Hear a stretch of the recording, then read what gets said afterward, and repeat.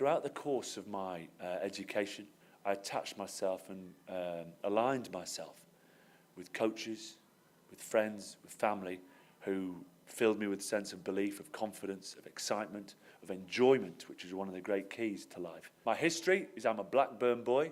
I brought up in a household of teachers. My father captained England in the 1960s and then coached England in the 1980s. So I basically had a rugby ball in my cot.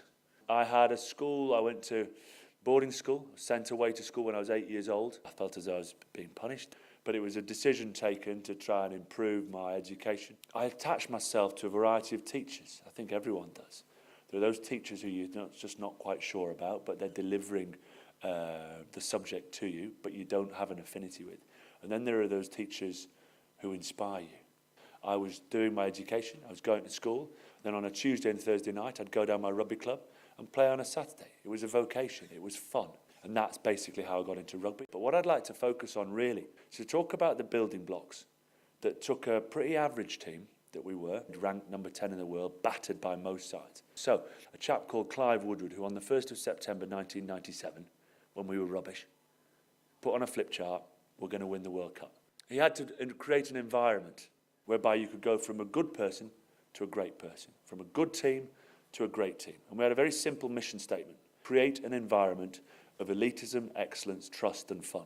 And those incredible goals that when your teacher might tell you, you think are unachievable, when they are broken down, they are very, very simple goals. And it was that ability to break down what seemed like he was telling us to climb Everest, to win a World Cup. Impossible. We can't beat New Zealand.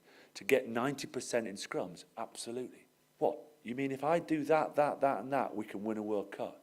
Bingo. Light bulb moment.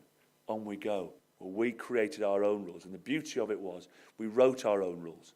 By writing our own rules and by signing your name at the bottom, you sign up to the charter. What are your rules about life? Who's your buddy? Who can get you through it? You're not on your own. The ability to find help and support in and around you can make that difference between a 59%er and a 60%er. And then finally, think correctly under pressure. If we can control the controllables, i.e. what we're doing, then it doesn't matter what the opposition are doing. Then it doesn't matter what appears in front of you in terms of the severity of the questions. The harder you practice, the luckier you'll get. Hard work is done when no one's watching. When it's dark, when it's miserable, when it's wet, and when you're tired, and when you can't be bothered. That's when you win a World Cup. That's when you pass your exams. When you were in year 11, did you think you were going to be like an international rugby player? No, no chance. I did rugby because it gave me a balance to my life. Did I consider giving up many times? But I just loved doing it. And I wasn't going to take people telling me that I couldn't do it. You're on the pitch and you won the World Cup. How do you feel at that moment? Just that special feeling of achieving what you'd set out to do. Whatever your challenge it is you set yourself, when you achieve your goals, there's nothing like it. It's what gets you up in the morning. It's what gets the buzz. It's what gets you excited about life. I tried to just give a brief history of my schooling, my education, the challenges I'd had, and then tried to then talk about the World Cup and the context of the World Cup in terms of being doubted, in terms of losing big games, getting back on the horse, keep trying, how did we improve ourselves? And I think a lot of those lessons can be used by any age group in any sort of sport or skill set.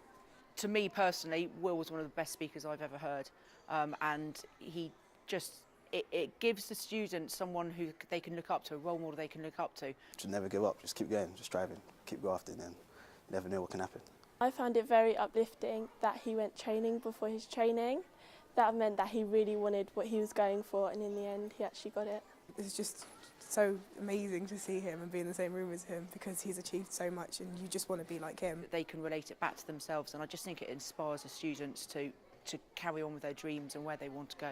I think it's a great initiative, and it's just trying to get across that enthusiasm that if you grasp life, if you grasp school, the world can really open up to you.